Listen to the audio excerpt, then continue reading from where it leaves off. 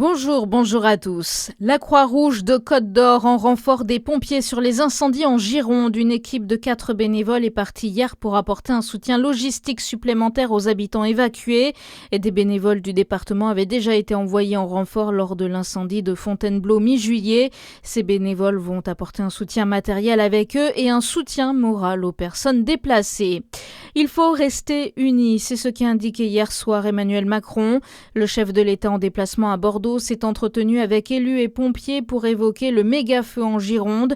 Un incendie toujours difficilement contrôlable pour les soldats du feu, mais il faut tenir bon, a expliqué le chef de l'État. Je sais qu'il y a beaucoup de maires qui ont des populations ici traumatisées, qui ont été déplacées, parfois qui ont tout perdu. Je sais l'angoisse qu'il y a, l'effet de sidération, la peur qui existe encore. Parfois la colère qui est là aussi et qu'on voit, je ne la sous-estime pas. On a la situation aujourd'hui qui est la plus dure qu'on n'ait jamais mesurée, la plus dure depuis la Deuxième Guerre mondiale. La priorité, c'est évidemment les vies. Et donc quand il faut déplacer pour sauver des vies, on déplace. Quand il faut sacrifier de la forêt ou parfois des biens matériels pour sauver des vies, on le fait. Et la mission, vous l'avez tenue. Et donc c'est ça qu'on va continuer de faire, gagner la bataille contre ce feu. Et on sait que ça va prendre du temps, et puis continuer la bataille dans les autres territoires. Le président a également affirmé qu'il faudra replanter et rebâtir une forêt différente pour s'adapter au changement climatique. 116 000 hectares ont brûlé depuis le début de l'année en France. En Saône-et-Loire, un nouveau dispositif pour échanger du fourrage pour les bêtes. Pour faire face à la sécheresse et au manque de fourrage, la FDSEA du département a mis en place un système d'échange. Chaque agriculteur peut déposer une demande ou une offre mise à disposition gratuitement et carte à l'appui. Une initiative qui doit permettre de faciliter les mises en relation entre agriculteurs et de favoriser les échanges de proximité.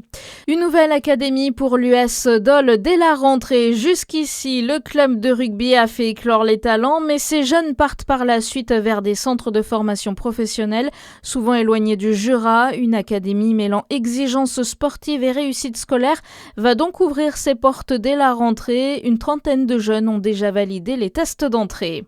La ville de Besançon lance un appel à candidature pour l'exploitation d'emplacements au sein des Halles Beaux-Arts, un appel qui entre dans le cadre des festivités de fin d'année et qui n'est que pour une exploitation temporaire. Il est proposé d'intégrer le collectif des commerçants permanents pour une durée d'1 mois, du 27 novembre au 31 décembre.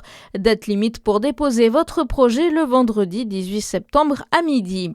Et puis Zinedine Zidane devrait endosser le rôle de sélectionneur des Bleus. Le nom du nouveau coach de l'équipe de France doit être dévoilé par la Fédération française de foot ce matin. Zizou pourrait remplacer Didier Deschamps qui aura passé 14 ans à ce poste. À suivre votre météo sur Fréquence Plus.